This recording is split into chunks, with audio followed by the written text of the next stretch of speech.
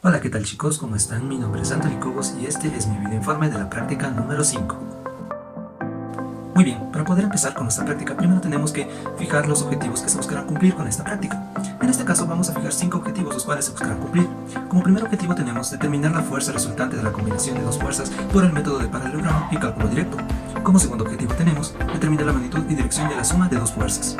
Como tercer objetivo tenemos comparar los resultados de la fuerza resultante entre dos diferentes métodos.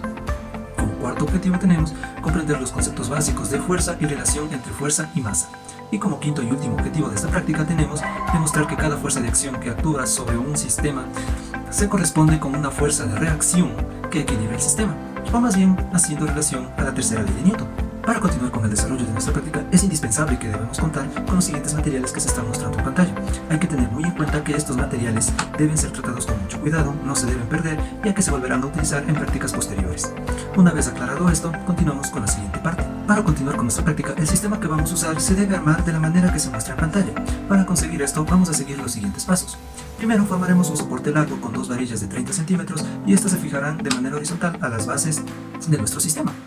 Como segundo paso tenemos formar dos soportes largos con las varillas de 30 centímetros atornilladas a la base que servirán de soporte, pero esta vez de manera vertical. Como tercer paso tenemos colocar los doble nuez en la parte superior de las varillas de soporte. Como quinto paso tenemos colocar los dinamómetros en los soportes para dinamómetros, y estos a su vez también tendrán que estar en la parte superior de las varillas.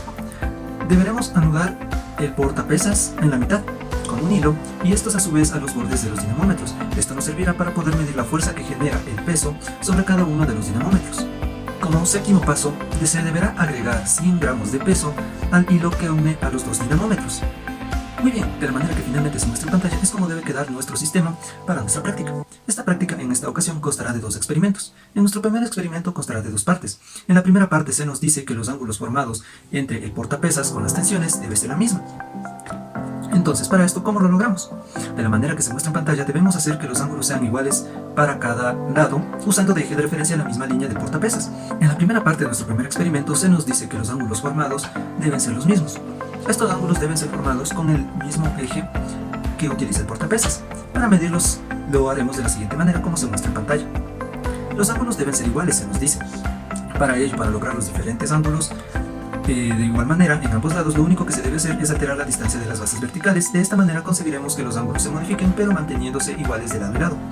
Para la obtención de datos de la segunda parte de nuestro primer experimento, se nos dice que los ángulos ya no deben ser iguales. ¿Cómo logramos esto? Esto se logra de una manera sencilla, igual que en la primera parte, solo que ya no se alterará la distancia de las bases verticales. Lo que se alterará es la altura de uno de los dinamómetros.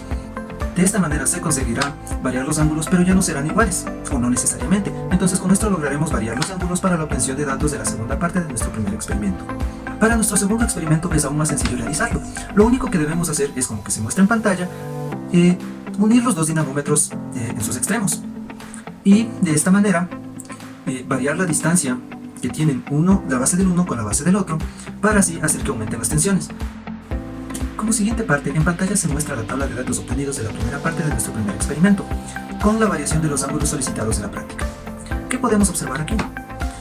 A medida de que los ángulos aumentan, la fuerza que genera en cada uno de los dinamómetros aumenta, y se puede decir que aumenta con cierta relación, ya que a medida que aumenta el ángulo, de manera casi proporcional exacta, la fuerza generada en cada uno de los dinamómetros aumenta de la misma manera. De la misma manera, en la tabla de datos obtenida de la segunda parte de nuestro primer experimento, se puede observar un fenómeno muy similar. ¿A qué nos referimos? Nos referimos a que en este caso los ángulos ya no son iguales, pero de igual manera aumentan. ¿Esto qué genera? Al aumentar un ángulo, el otro ángulo disminuye, lo que hace que las fuerzas también tengan un comportamiento muy similar. Las fuerzas aumentan también, pero en este caso la fuerza número 2 aumenta en mayor cantidad que la fuerza número 1. De la misma manera, en pantalla podemos ver las gráficas que se obtuvieron a partir de la tabla de datos según la variación de los ángulos y qué ocurre con cada una de las fuerzas en ellos. Si analizamos los datos obtenidos de nuestro segundo experimento, se puede observar un caso un poco diferente. Y es que, a medida de que la distancia entre los dos dinamómetros aumenta, la fuerza también aumenta.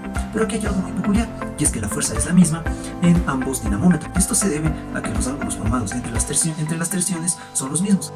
Finalmente podemos concluir que cada fuerza de acción que actúa sobre el sistema provocará una fuerza de reacción que equilibrará el sistema. Esto lo podemos ver en cada uno de los experimentos Al variar los ángulos y distancias, se alteran las fuerzas, pero estas terminan manteniendo un equilibrio.